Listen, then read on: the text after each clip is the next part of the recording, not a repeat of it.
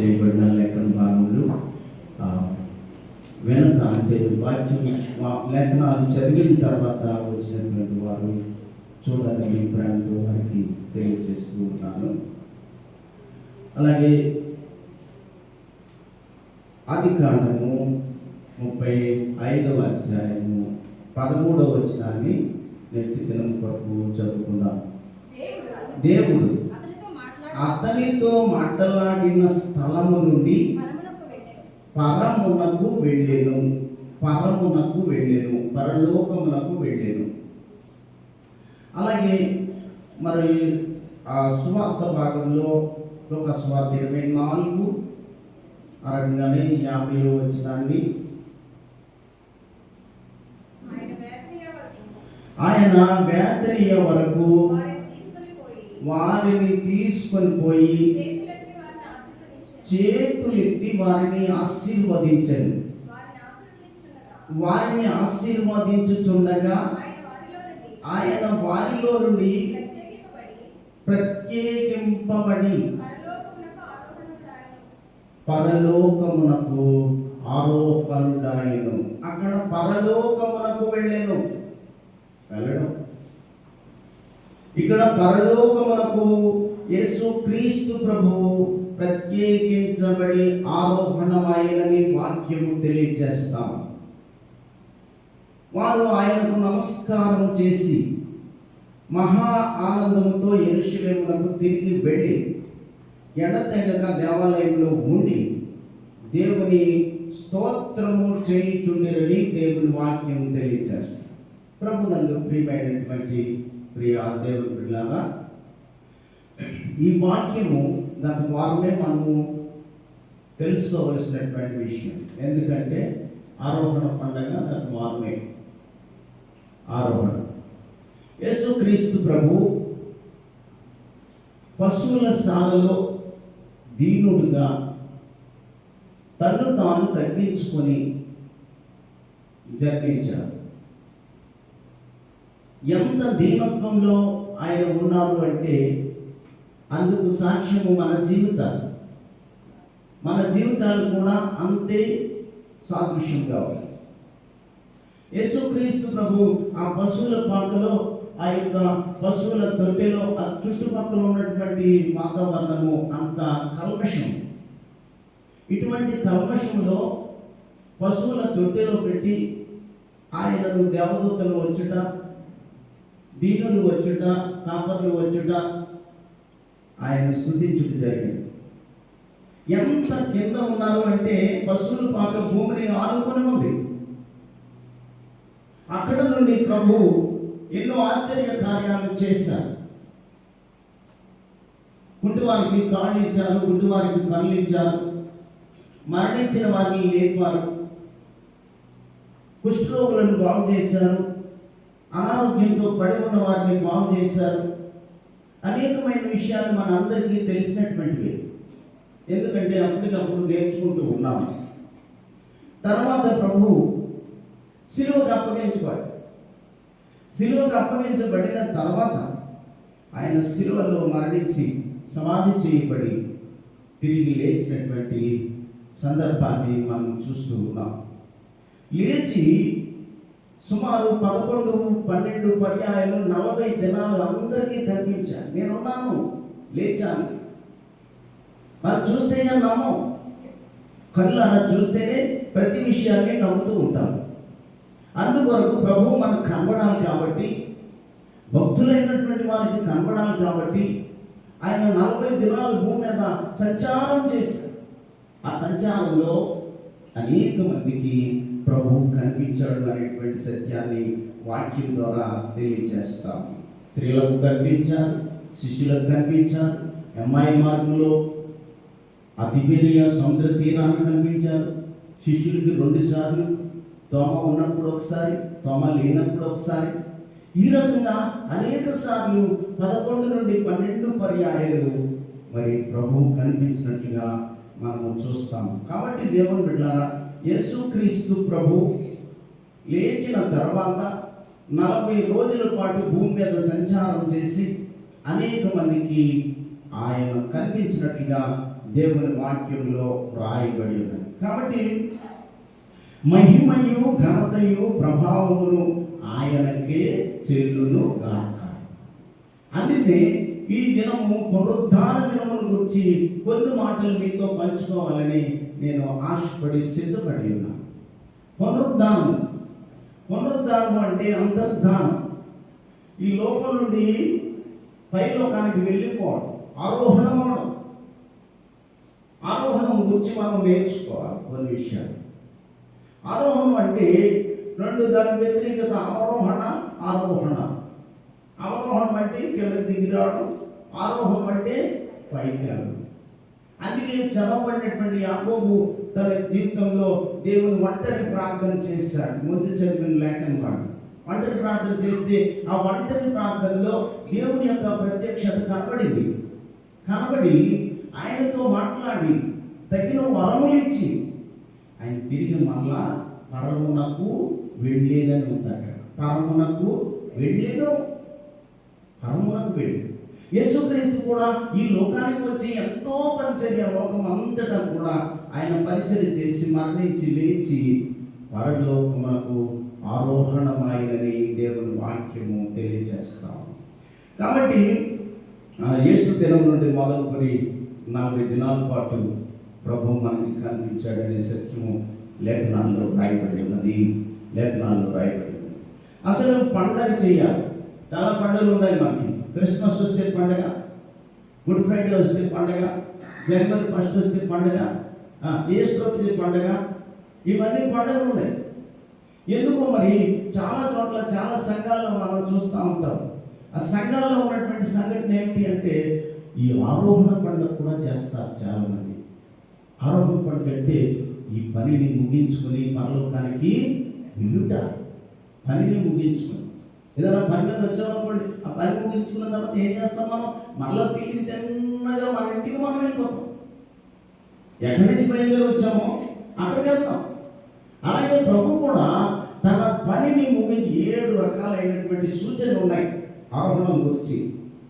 7 రకాల సూచనలు. ఈ 7 రకాల సూచనలు కూడా చాలా అద్భుతమైనటువంటి సంఘటనలు. అవి పరలోకం నుండి ప్రభు వచ్చి పనిని పూర్తి చేసి వెళ్ళడము సాదృశ్యమే ఆరోహణం. వెళ్ళడమే సాదృశ్యం. సమస్తము కార్యాన్ని ముగించుకున్నాడు ప్రభు.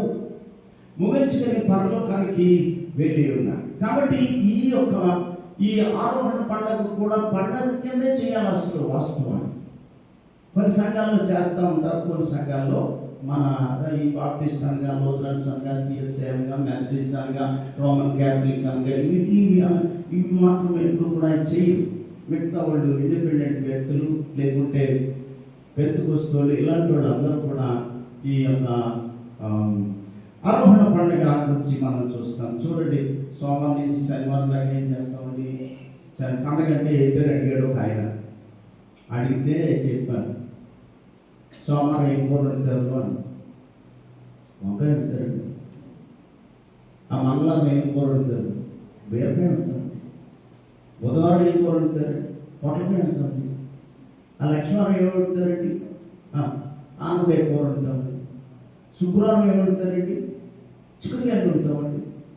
శనివారం ఏం వండుతామండి? ఏదో చెప్పండి మీరు. వండుతామండి. మరి ఆదివారం వస్తే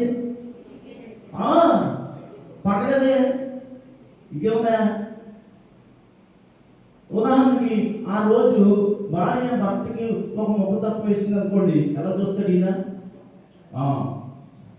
ఎందుకండి మీకు బీపీ ఉంది, షుగర్ ఉంది, తగ్గించాలి మీరు. ఏంటి మీరు? ఈయన కోపం ఎలా ఉంటుందండి? ఈయన కాలిపోతూ ఉంటుంది. కాబట్టి ఆదివారం వచ్చేసరికి చికెన్ అన్నం వండేస్తాము, మటన్ అన్నం వండేస్తాము, చేపలన్నం వండేస్తాము, లేకపోతే రొయ్యలన్నా వండేస్తాము. ఎంతగానో పండగ ఏముంది? ఆదివారం వస్తే పండగ. ఆదివారం వస్తే వాడు ఎంత బీపీ ఉన్నప్పటికీ వారానికి ఒకసారే కదా డాక్టర్ చెప్పేది కూడా అదే. మీరు వారం అంతా కాయకూరలు తినాలి.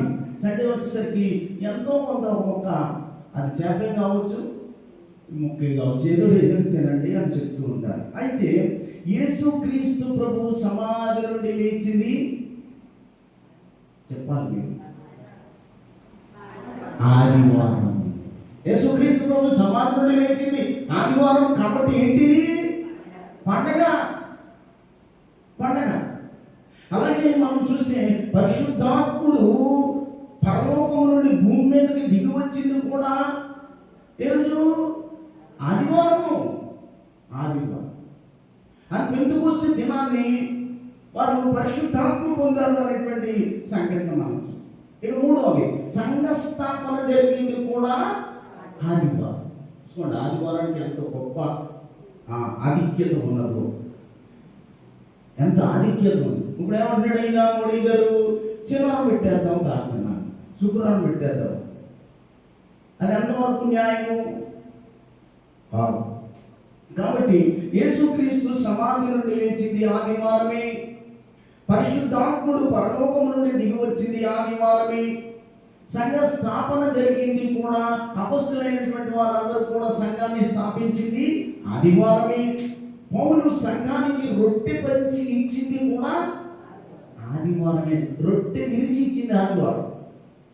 ఇకపోతే మరి పద్మాసు దీవిలో యోహానుకి దేవుడు ప్రత్యక్షమయ్యింది కూడా ఎంత గొప్పగా, ఎంత ప్రఖ్యాతి ఉంది ఈ యొక్క ఆదివారానికి. కాబట్టి ఈ ఆదివారము పండగ మనకి.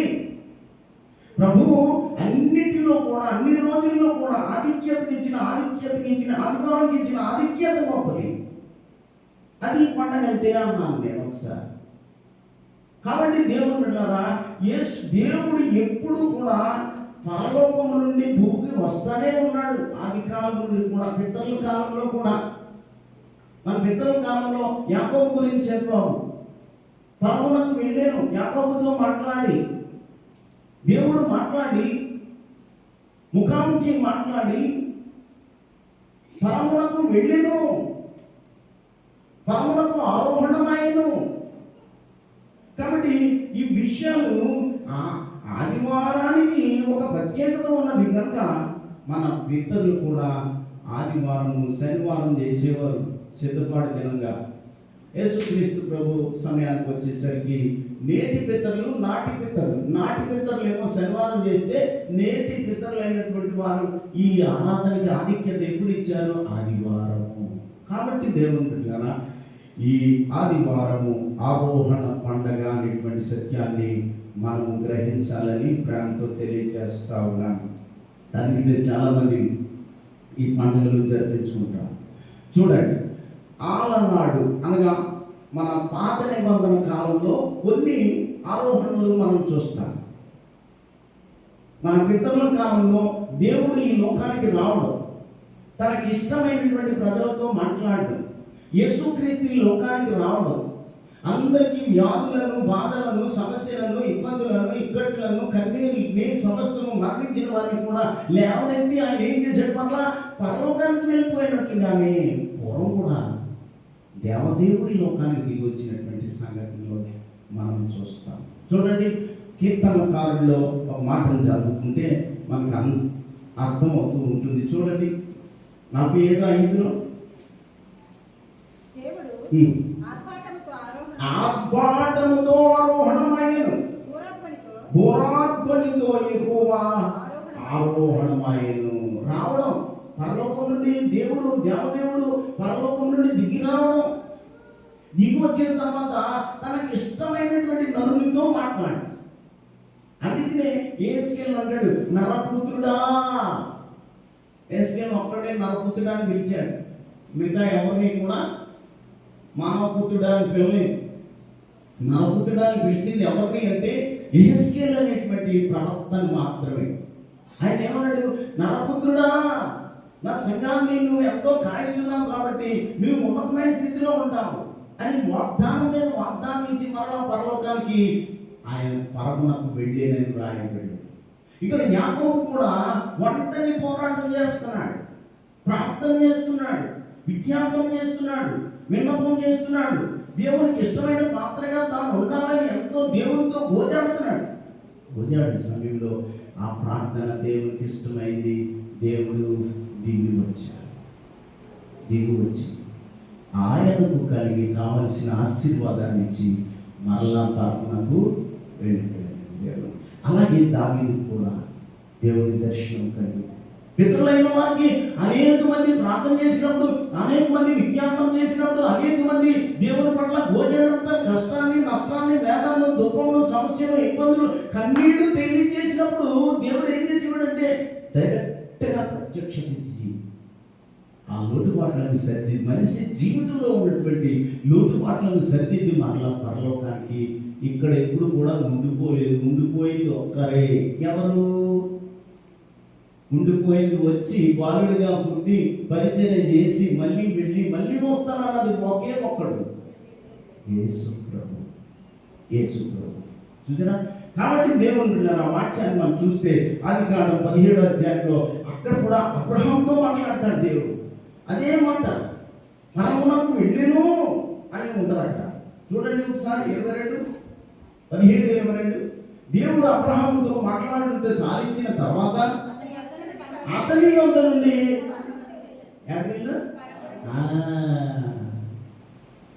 దేవునితో ఆనాటి పవిత్రులైన వారు, భక్తులైన వారు, దేవుడంటే ఇష్టపడిన వారు, దేవుని మీద సమస్తము కూడా తన హృదయాన్ని మోపుకొని, తన హృదయాన్ని దేవుని మీద ఆనుకొని జీవించిన వారికి దేవుడు ఏం చేస్తా ఉన్నాడంటే డైరెక్ట్గా ఆయన ప్రత్యక్షత కనుపరిచేవాడు.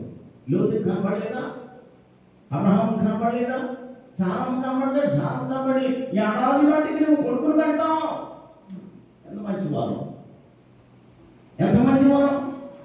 వచ్చాడు, వచ్చి దేవుడే వచ్చి అక్కడ ప్రత్యక్షమై వచ్చే ఏడాది నాటికి నువ్వు చక్కని కుమారుని అంటావు. ఆవిడ పాపం తెంగరుందానిలాగా ఓ పని వేసి ఓ మాట అనేసింది. ఆవిడ అనలేదు, చూపించింది క్రియ,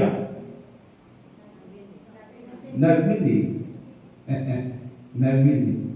నేను ముసల్దాన్ని అయిపోయినయ్యా, ఇంకా నేను ఏం కంటానయ్యా, 90 ఏళ్ళు వచ్చేసే నాకు.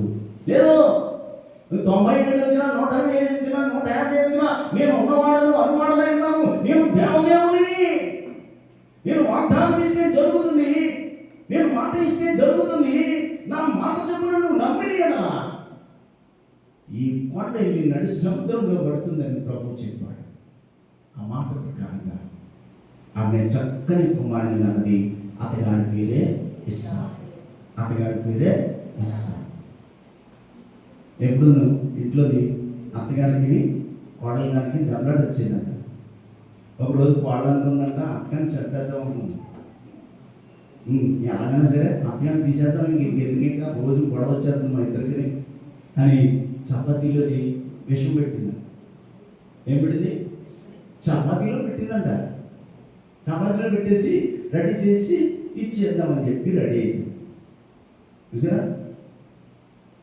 ఈమె ఇస్తుంది కానీ కోడలో కొంత ప్రేమ ఆమె ముందే దడ కొట్టుకుంటుంది.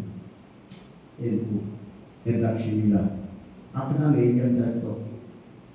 వాళ్ళు ఒక గంట దగ్గర పెడతాం, 2 గంటల దగ్గర పెడతాం. వీలుంటే ఆవిడకి బలం ఉంటే నాకు బలం ఉంటే రోజంతా దగ్గర పెడతాం. కొంచెం మారు మనసు వచ్చింది అనుకుంది, ఫోన్లే ఎందుకులే అని చెప్పి ఆ విషం పెట్టినటువంటి చపాతీ తీసి ఆ చెత్తకుండలో పడేస్తాం. బయటికి వెళ్ళిపోయి వచ్చేసరికి వస్తూ ఉంది. ఈలోగా కొడుకు వచ్చి కాన్వెంట్ నుంచి వచ్చాడు. అమ్మలేదు, నాన్నమ్మ ఉంది. నాన్నమ్మ ఆకలి చేస్తున్నానమ్మా. అయితే తిన్నైనా అవ్వలేని చపాతీ తీసి అత్తగారికి పెట్టినటువంటి చపాతీలని పిల్లవాడు తిన్నాడు. చక్కగా తింటా ఉన్నాడు. పిల్లలుగా వచ్చి అయ్యి బాబోయ్, నేను అనుకున్నటువంటి ఆ చపాతీ నా అత్తగారికి పెట్టుంటే నా కుమారుడికి తినిపిస్తే నా కుమారుడు చనిపోయిండేవాడు. అమ్మా, నువ్వు లేట్గా వస్తావని తెలిసి నానబెట్టిన చపాతీ నేను తినేసాను. మరి నిజంగా తనకు మారుమనసు రాకపోతే, నిజంగా తనకు పశ్చాత్తాపం రాకపోతే, నిజంగా తన కోడలికి పోతే అత్తగారే కదా అనేటువంటి ఆ మంచి గుణము ఏదో కొద్దిపాటి రాబట్టి ఏమయ్యాడు కుమారుడు బ్రతికాడు. చూసారా, ఒక్కొక్కసారి మన పశ్చాత్తాపమే మనము మంచి మార్గాన్ని వేస్తాం. మన మారు మనసే మనకి మంచి పరలోకపు వరాన్ని ఇస్తుంది. అందుకనే దేవుడు అంటాడు, ఈ లోకానికి వచ్చి వారికి వరాలు ఇస్తున్నాడు దేవుడు. చూడండి ఒకసారి ఎస్కేల్ గ్రంథం 10వ అధ్యాయం 14వ వచనంలో కూడా దేవుని మాటలు మనం చూస్తున్నాము. ఒకసారి చూడండి. యెహోవా మహిమ 14.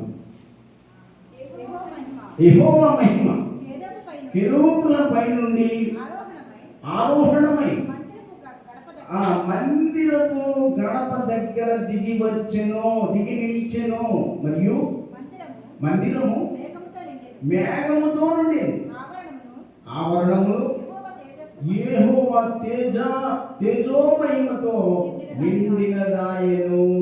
దేవుడైనటువంటి యెహోవా, దేవుడైనటువంటి దేవదేవుడు ఈ లోకానికి అనేక పర్యాయాలు వచ్చాడు. వచ్చి శాశ్వతంగా యేసుక్రీస్తులాగా ఉండి పరిచర్య చేయలేదు. ఏదో వర్ణివ్వడం వెళ్ళిపోవడం. మా ఇంట్లో పార్టీ ఉందంటే ఏం చేస్తారు? అందరూ వస్తారు. వచ్చి వాళ్ళు పెట్టేది పెట్టాక ఉంటారు. వాళ్ళు పెట్టింది ఏదో తింటాము, మళ్ళీ వెళ్ళిపోతాం. ప్రభు కూడా పాతకాలంలో ఈ అబ్రహాం, ఇస్సాకు, యాకోబు ఈ కాలం ప్రభు రావడం, వరాన్ని ఇవ్వడం, మళ్ళీ వెళ్ళడం జరుగుతూ ఉండేది. న్యాయాధిపతుల గ్రంథంలో ఆయన కూడా అక్కడ ఆరోహణ గురించి మాట్లాడతారు. చూడండి 13:20 అక్కడ తేజోమహిమ ఆ మందిరం మీద నిండేను. అక్కడ చల్లని మేఘము ఆవరణంలో నిలిచినది. ఆవరణంలో ఎవరున్నారు? విశ్వాసులందరూ ఉన్నారు. విశ్వాసుల మీదకి చల్లని మేఘాన్ని ఇచ్చాడు దేవుడు. ఆయన నమ్మినటువంటి ప్రజల మీదకి ఎప్పుడు దుఃఖం రాకుండా, వేదన రాకుండా, కన్నీరు రాకుండా, సమస్య రాకుండా, ఇబ్బంది రాకుండా దేవుడు చల్లని మేఘాన్ని మనం ఈ ఆవరణంలో ఉంచాడు. కాబట్టి దేవుడు నాతో ఉన్నాడని నమ్మాలి. చూడండి అక్కడ 13:20 ఎట్లనగా జ్వాలలు బలిపీఠముల మీద నుండి ఆకాశములకు లేచుచుండగా యెహోవా దూత బలిపీఠం మీద ఉన్న ఆ జ్వాలలు, చూసారా, జ్వాలలు దేవుడే కాదు, దేవుడు సృష్టించినటువంటి అగ్ని కూడా. ఆ అగ్ని దేనికి సాదృశ్యము?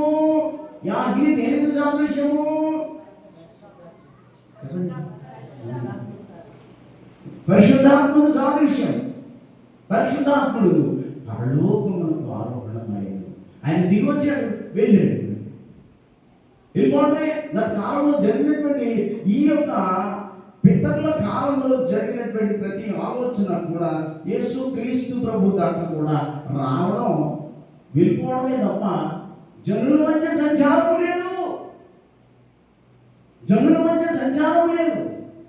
జనుల యొక్క అవసరతను తీర్చేది లేదు.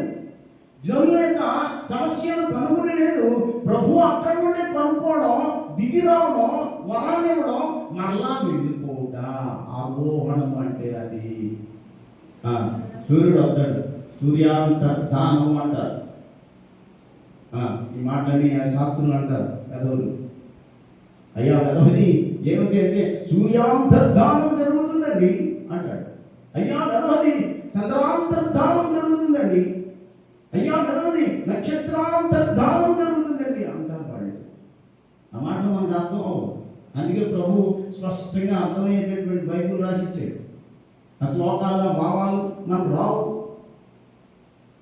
అర్థం అవడానికి ప్రభు ఏం చేశాడంటే మన భాషలో, మన రూపంలో మనం తగ్గించుకుని ఎలాగైతే ఉన్నామో అలాగే ప్రభు నీతో నాతో సంచారించడానికి ఈ లోకానికి మనుష్య కుమారుడిగా ఈ లోకానికి వచ్చి ఉన్నాడనే సత్యాన్ని వాక్యం ద్వారా తెలియజేయాలి. హానోకు చూస్తాము. హానోకు కూడా ఏం చేస్తాడండి? హానోకు 5:22 ఆదికాండము 5:22 హానోకు మెతూషెలను కనిన తర్వాత 300 ఏళ్ళు దేవునితో నడుచుచు కుమారులను కుమార్తెలను కనెను. హనోకు దినములన్నీయు 365 సంవత్సరములు దేవునితో నడిచిన తర్వాత దేవుడు అతనిని కొనిపోయెను. తీసుకుని పోయాను. కొనిపోవడం అంటే ఆరోహణం అవడము. కాబట్టి దేవుని బిడ్డలారా, ఒక దినం వస్తుంది. అది రాకడ దినము. ప్రభు రాకడ దినం వచ్చినప్పుడు, యేసుక్రీస్తు ప్రభు ఈ లోకానికి వచ్చినప్పుడు అందరినీ కూడా నిత్యత్వంలోకి కొనిపోతాడు. అందరినీ కూడా నిత్యత్వంలోకి తీసుకొని పోతాడు. అందరినీ కూడా ఆయన ఆరోహణం అవుతూ ఆయన దిగి వచ్చిన తర్వాత మన స్థితిగతులను గమనించి ఆయనతో పాటు కొనిపోగునని వాక్యము తెలియజేస్తా ఉంది. కాబట్టి హానోకు అంటే అర్థము ప్రతిష్టత అని అర్థం. ప్రతిష్టత అంటే దేవునికి ప్రతిష్ఠించుకున్నవాడు, దేవునికి ప్రతిష్ఠించుకున్నవాడు అంటే పరివర్తన లేకుంటే ప్రవర్తన. హానోకు అంటే అర్థాలు. కాబట్టి అలాంటి హానోకు ప్రవర్తన పరలోకపు పిలుపు అందింది. ఆయన నడుస్తూ దేవుని దగ్గరికి వెళ్ళిపోయాడు. కొనుగోబడ్డాడు. ఒక దినం రావాలి, రాకడ దినము. ప్రభు ఈ లోకానికి వచ్చినప్పుడు ఆ ప్రభుతో నడవడానికి మనం సిద్ధంగా ఉండాలి. మీ ఆత్మ ప్రేరణ వల్ల పరిశుద్ధాత్మని మీద పొంచుకొని హృదయాన్ని మార్చుకుని దేవుని యొక్క ఆత్మను మనం పొందుకున్న వారమై ప్రభు రాకడ కొరకు ఎదురు చూచినే ఎడలా ఆయనతో కొనుక్కోబడతాం అనేటువంటి వాక్యాన్ని మనం కొనుక్కోబడుట, తీసుకొని పోవుట. అందుకే ఈ ప్రతివాని యొక్క విశ్వాస ప్రయాస, ప్రతివాని యొక్క నిరీక్షణ ప్రయాస, ప్రతివాని యొక్క నమ్మక ప్రయాస ఈ లోకంలో ఇది పెద్ద పోరాటం ఇది.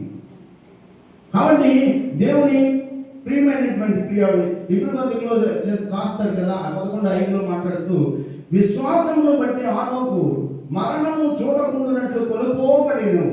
ఎబ్రీ పత్రిక 11:5 ఎబ్రీ పత్రిక. విశ్వాసమును బట్టి హానోకు మరణము చూడకుండానట్లు కొనుక్కోబడెను. అతడు కొనుక్కోబడక మునుపు దేవునికి ఇష్టడై ఉండేనని గొప్ప సాక్ష్యం పొందాను. కాగా దేవుడు అతనిని కొనిపోయాను. ఎక్కడికక్కడ చూడండి ఒకసారి. విశ్వాసమును బట్టి హానోకు మరణము చూడకుండానట్లు చెప్పండి కొనుక్కోబడేను. మళ్ళా అతడు కొనుక్కోబడక మునుపు ఎన్నిసార్లు? సుమారు 4 సార్లు ఉన్నారు ఒకే వాక్యంలో. కొనుక్కోబడ్డ అంటే తీసుకొని అంటే ఆరోహణం. కాబట్టి మనకి ఉండవలసింది ఏమిటంటే విశ్వాసం, రెండవది నిరీక్షణ, మూడవది సిద్ధపాటు. ప్రభు రాకడ నువ్వు ఎప్పుడైతే సిద్ధపడతావో, దేవునితో కొనుక్కోబడతావు, దేవునితో నడుస్తావు, దేవునితో ఆయనతో కలిసి నువ్వు ఆరోహణమయ్యేటటువంటి గొప్ప స్థితిని పొందుకుంటావు. అది మన పితరులైనటువంటి వారు పొందుకున్న స్థితిని దేవుడు నీకు నాకు అనుగ్రహిస్తాడనేటువంటిది గొప్ప విషయం అని తెలియజేస్తాము. ఏలియా కూడా ఆయన మేఘాల మీద వెళ్తూ ఉంటాడు. చూడండి ఒకసారి రెండో రాజుల గ్రంథంలో 2:11 చూడను. వారు ఇంకా వెళ్ళుచు మాట్లాడుచుండగా ఇదిగో అగ్ని రథమును అగ్ని గుర్రములను కనబడి వీరిద్దరిని వేరు చేశారు. వీరిద్దరు అంటే ఎవరు? ఏలియా, ఎలీషా. తర్వాత అప్పుడు ఏలియా సిటిగాని చేత ఆకాశములకు ఆది లెక్క. ఆ మాట మనకు కావాలి. వీళ్ళిద్దరు ప్రయాణం వెళ్తున్నారు. ఎలీషా ఆ ఏరియా కూడా వెళ్తున్నటువంటి సమయంలో అక్కడ చూడండి అగ్ని రథములంట, అగ్ని గుర్రాలు మీద ప్రభు తీసుకెళ్ళాడు. మన విశ్వాసం అంత గొప్పగా ఉండాలి, మన నమ్మకం అంత గొప్పగా ఉండాలి. మన యథార్థత అంత గొప్పగా ఉండాలి. దేవునికి ఇష్టమైన పాత్రగా ఉంటే దేవుడే ఒక ప్రణాళిక వేస్తాడు నీ గురించి, నా గురించి, మన అందరి గురించి. వెంటనే ఏం చేశాడు? తీసుకునేవి అలా యేసు ప్రభు కూడా ఈ లోకంలో తనకి ఇష్టమైన కుమారునిగా పరిచయం చేశాడు. ఏలియా రథముల మీద వెళ్తూ ఉన్నప్పుడు ఆయన శ్రేష్టమైనటువంటి ఆశీర్వాదమును పొందుకున్నాడనే సత్యాన్ని వాక్యంలో. ఇక యేసుక్రీస్తు ప్రభు యొక్క ఆ మాటలు కొన్ని మనం చూడండి ఒకసారి. మొదటి అపొస్తలుల కార్యములు మొదటి అధ్యాయంలో కూడా ఉంటుంది. ఈ మాటలు చెప్పి వారు చూచుచుండగా ఆయన ఆరోపణమై 1:9 ఈ మాటలు చెప్పి వారు చూచుచుండగా ఆయన ఆరోహణమాయను. అప్పుడు వారి కన్నులకు కనబడకుండా ఒక మేఘము చూసారా ఆయనను కొనిపోయేను. చూస్తూనే ఉన్నాం, ఒక దినం వస్తుంది. అలా చూస్తూనే ఉన్నారు శిష్యులు, అలా చూస్తున్నారు కొండ మీద. ఎంత ఆయన కింద భాగంలో ఆయన పుట్టి ఉన్నాడు, ఎంత పశువుల పాకలో ఆయన పుట్టి ఉన్నాడు. అక్కడ చూస్తే ఎత్తైనటువంటి ఆరోహణ పర్వతం మీదకి వెళ్ళి అక్కడ ఉండగా ఆరోహణ పర్వతం మీద ఉండగా ఒక మేఘం వచ్చి ఆయనను కమ్ముకున్నది. ఆయన మూసేసింది. ఆ దేవాలయము ఆవరణం మీద మేఘం వచ్చినట్లుగానే పాత నిబంధనలో దేవాలయం మీద ఆవరణంలో మేఘం వచ్చినట్లు, బలిపీఠం మీదకి దేవుని అగ్ని వచ్చినట్లు, ఏ రీతిగా దినం జరిగిందో అదే రీతిగా ఈ ఆరోహణ పర్వతం మీద శిష్యులను తీసుకుని వెళ్ళి అక్కడ ఉన్నప్పుడు చల్లని మేఘం వచ్చి ఆయన మూసేసింది. ఆయన చూస్తుండగా ప్రభు మేఘముతో పాటు కొనిపోబడి ఒక దినం వస్తుంది పిల్లల, నీ తల్లిని, నీ తండ్రిని, నీ పిల్లలను, నీ పితరులను అందరినీ కొనిపోయే కాలం వస్తుంది. ఒక రోజున ఆయన ఈ లోకానికి వస్తాడు. అందుకే అన్నాడు, ఇదిగో నేను త్వరగా వచ్చుచున్నాను. నేను త్వరగా వచ్చినప్పుడు నువ్వు సిద్ధపడి ఉండాలి. నువ్వు సిద్ధపడి నా రాకడ కొరకు నువ్వు ఎదురు చూచేవాడిగా ఉంటే ఒక దినమున నిన్ను నాతో కొనిపోతాను అనేటువంటి సత్యాన్ని వాక్యం ద్వారా తెలియచేస్తా ఉన్నాడు. మనమైతే ఏ రీతిగా ఉన్నాము? ప్రభు ఇప్పుడే ఇక్కడే ఈ పూట వస్తాడు అనుకో, ఆయనతో పాటు కొనుక్కోబడడానికి నీవు సిద్ధంగా ఉన్నావా? కొనుక్కోబడడానికి నేను సిద్ధంగా ఉన్నా. ఆయన ఒకవేళ వచ్చేసాడు అనుకో, నేను వస్తాను, రేపు వస్తాడు, ఎల్లుండి వస్తాడని లేఖనాలు చెప్తాము. ఎప్పుడు అనేది మనం రుజువు చేయలేకపోతున్నాం. అనుకోకుండా దొంగమనే క్రీస్తు వస్తే కొనుక్కోబడడానికి నీ హృదయం సిద్ధపడి ఉందా? నా హృదయం సిద్ధపడి ఉందా? ఈ లోక సమస్యలు ఎన్నో ఉంటాయి, ఈ లోక ఇబ్బందులు ఎన్నో ఉంటాయి. అందుకే వాక్యము రాకడ గురించి మనం ఆలోచన చేస్తే, సోదరా రాకడ రాబోచున్నది, సోదరా రాకడ రాబోచున్నది, ఆ రాకడలో నీవెవరివో నేనెవరినో, ఆ రాకడలో నీవెవరివో నేనెవరినో, సోదరి రాకడ రాబోచున్నది, ఆ రాకడలో నీవెవరివో నేనెవరినో, ఆ రాకడలో నీవెవరివో నేనెవరినో, ప్రేమానురాగాలకు తావే ఉండదు, మమతానుబంధాలకు విలువే ఉండదు, ప్రేమానురాగాలకు విలువే ఉండదు, మమతానుబంధాలకు తావే ఉండదు, చెట్టుకొకరు పుట్టకొకరు కళ్ళెదరు, చెట్టుకొకరు పుట్టకొకరు కళ్ళెదరు, ఎవరికెవరు మౌదుమో చివరికెవరు మౌదుమో, ఎవరికెవరు మౌదుమో చివరికెవరు మౌదుమో, సోదరి రాకడ రాబోచున్నది, ఆ రాకడ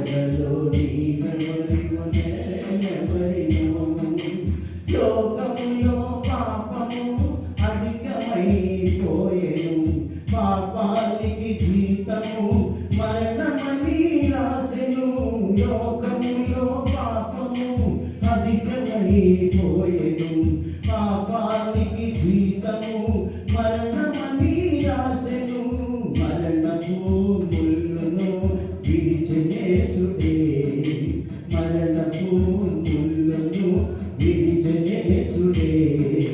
యేసుని చెంతుంటే చింతయే ఉండదు, యేసుని చెంతుంటే చింతయే ఉండదు.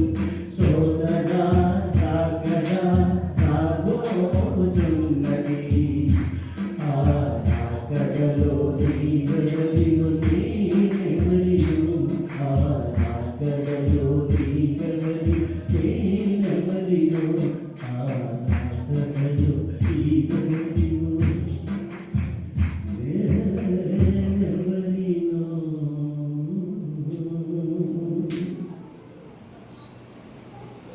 కాబట్టి ఆరోహణ, ప్రభు ఆరోహణ తిరిగి వస్తాడు. వచ్చాక నిన్ను నన్ను ఆరోహణలో మమేకమై పరలోకాన్ని తీసుకెళ్తాడు. కనుక సంపూర్ణమైనటువంటి విశ్వాసంతోనూ నమ్మకంతోనూ యథార్థతోనూ దేవుని సిద్ధాంతంలో జీవించే వారిగా ఉండాలి. అందుకే వాళ్ళని తీసుకెళ్ళి క్రీస్తుని నమ్మినవారు మీరు, క్రీస్తు కూడా వారిని నమ్మారు కనుక ఆ శిష్యులను తీసుకుని వెళ్ళి కొండ మీదకి వెళ్ళి మీరు ఇక్కడనే చూస్తూ ఉండండి. జరగబోయేటటువంటి అంతర్ధానం కూడా ఇలాగే ఉంటుంది, జరగబోయేటటువంటి ఆరోహణం కూడా ఇలాగే ఉంటుంది. జరగబోయేటటువంటి ఈ యొక్క కొనిపోబోట ఈ రీతిగా ఉందని చెప్పి వారిని కొండ మీదకి ఆరోహణ పర్వతం మీద తీసుకెళ్ళిన తర్వాత అక్కడ ఒక చల్లని మేఘం వచ్చింది, ఆయనను కమ్మింది, మేఘంతో పాటు కొనుక్కోబడింది. అందుకని వెళ్ళే ముందు చేసినటువంటి పని 50 వచ్చిన ఆయన వేతని వరకు వారిని తీసుకొని పోయి వారిని చేతులెత్తి వారిని ఆశీర్వాదించాను. వారిని ఆశీర్వదించుతుండగా ఆయన వారిలో నుండి ప్రత్యేకింపబడి పరలోకమునకు ఆరోహణమైన. ఇక్కడ కూడా 3 విషయాలు. ఆయన వారిలో నుండి ప్రత్యేకంగా ఉన్నారు. ఆయన వారిలో నుండి ఎలాగైతే ప్రత్యేకించబడి ఉన్నాడో మనము కూడా లోకం నుండి ప్రత్యేకించబడాలి. లోకం నుండి ప్రత్యేకం, లోకానుసారంగా నడుచుకుంటే కాదు, లోకం మీద ప్రణాళిక చెప్పడం నడుచుడు కాదు, లోకం మీద భావస్థితిలోనికి నేను నడుచుకుంటే కాదు. ఆయన ప్రత్యేకించబడి ఉన్నాడు. మేము కూడా ఈ లోకంలో ఉండగా ప్రత్యేకించబడాలి, ఆయనతో కొనుక్కోబడాలి. ఇక రెండోది ఏమంటాడు? ప్రత్యేకించబడి పరలోకంలోకి వెళ్ళాలంటే ప్రత్యేకించబడాలి, పరలోకానికి. ఇక మూడోది ఏంటది? దేవుని కుడిపార్శ్వమున కూర్చుండడానికి దేవుని కోరుతున్నాడు. కాబట్టి దేవుని ప్రియమైనటువంటి ప్రియ సహోదరి సహోదరుడు, సంఘ ఆరోహణ కూడా జరుగుతుంది అనే సత్యము వాక్యము 1 దశలోని పత్రిక 4:16 సంఘ ఆరోహణ ఒక దినాన్న, క్రీస్తు ఆరోహణం తర్వాత జరిగేది సంఘ ఆరోహణ. 1 పితరుల యొక్క దేవుడైనటువంటి యెహోవా ఆరోహణము, 2 క్రీస్తు ఆరోహణము, 3 సంఘ ఆరోహణం. అంటే మనం చూడండి 4 పదాలు: ఆర్భాటంతోనూ, ప్రధాన దూత శబ్దంతోనూ, పరలోకము నుండి ప్రభువు దిగి వచ్చను, క్రీస్తునందు మృతులైన వారు మొదట లేతురు. వారితో పాటు మనం ఎవరైతే బ్రతుకుంటామో అప్పుడు దాకా ఇప్పుడే ప్రభు వస్తే ప్రభువులో మృతులందున్నాడు, ఆ మృతులందునటువంటి దాన్ని లేస్తా, సమాధులు తెరవబడతాయి. ఆయన వాగ్దానం ఇచ్చాడు వారికి, సమాధిలో ఉన్నవారికి. ఆయన సమాధిలోకి వెళ్ళి ఇదిగో నేను ఒక దినం వస్తాను, ఇంకో మళ్ళీ నేను వెళ్ళిపోతాను, వెళ్ళిపోయి మళ్ళీ వస్తాను, అప్పుడు మీరు భూమి మీదకి వస్తారు, నాతో పాటు నిత్యత్వంలోనికి మీరు వస్తారు అని. అందుకే సమాధికి వెళ్ళారు ఆయన. వెళ్ళి సమాధిలో ఉన్న వారికి వారిని వాగ్దానం ఇచ్చినట్టుగా 51 కూడా చూడండి. అక్కడ 1 కొరింథీ 15:57 ఇదిగో మీకు ఒక మర్మము తెలుపుచున్నాను, మనందరము నిద్రించము కానీ నిమిషములో ఒక రెప్పపాటున కడపూర మోగగానే మనందరము మార్పు పొందేము. అక్కడ కొనుక్కోబడాలంటే మనం ఏం చేయాలా? మార్పు చెందాలా? నిజ జీవితంలో నీకు సమస్తమైనటువంటి మార్పు ఉండాలి. కుటుంబ జీవితంలో మార్పు, వ్యక్తిగత జీవితంలో మార్పు, సంఘ జీవితంలో మార్పు, లోక జీవితంలో మార్పు, సమస్తము కూడా మార్పు లేనిదే ప్రభుత్వం కొనుక్కుంటే అసాధ్యము. ప్రభుత్వం కొనుక్కుంటా అసాధ్యం. అందుకే ఆయన చెప్తున్నట్టు చూడండి, 51 చదవండి. 1 కొరింథీ 15:51. ఇదిగో ఏంటంట, మనకు మర్మం చెప్తున్నాడంట. మనందరము నిద్రించం, కానీ నిమిషములో ఒక రెప్పపాటున కడమూరం మోగగానే మనందరము మార్పు పొందుదుము. మీరు ఆర్పాటం ఆ మీదట సజీవులమై నిలిచియుండు మన వారితో కూడా ఏకముగా ప్రభువును ఎదుర్కొనుటకు ఆకాశ మండలములకు మేఘముల మీద కొనుక్కోబడము. అదే మొదటి దశలోని 4:17 ఉంటుంది.